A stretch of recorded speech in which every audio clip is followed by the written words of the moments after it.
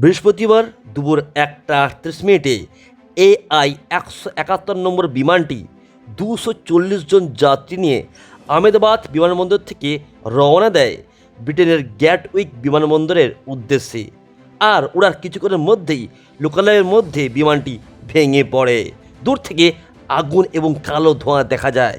ভেঙে পড়ার পর বিমানটিতে আগুন ধরে যায়। দেশের অসামরিক বিমান পরিবহন নিয়ন্ত্রক সংস্থা DGCA জানিয়েছে বিমানটিতে মোট 242 জন ছিলেন। তাদের মধ্যে 232 জন যাত্রী এবং 10 জন ক্রু সদস্য। বিমানের দুই পাইলটের নাম ক্যাপ্টেন সুমিত সাবারওয়াল এবং ফার্স্ট অফিসার ক্লাইভ কুন্দার।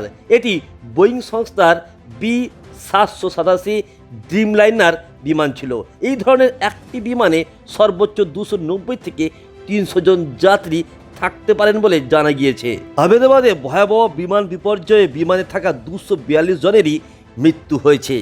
সংবাদ সংস্থা AP সূত্রে খবর পাওয়া গেছে।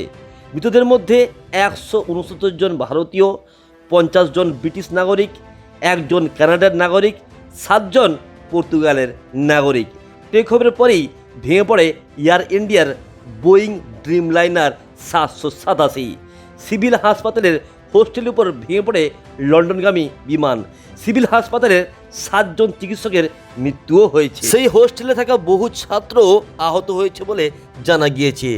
দুর্ঘটনাগ্রস্ত বিমানে সওয়ার ছিলেন গুজরাটের প্রাক্তন মুখ্যমন্ত্রী বিজয় রূপানীও। লন্ডনে মেয়ের সঙ্গে দেখা করতে যাচ্ছিলেন তিনি।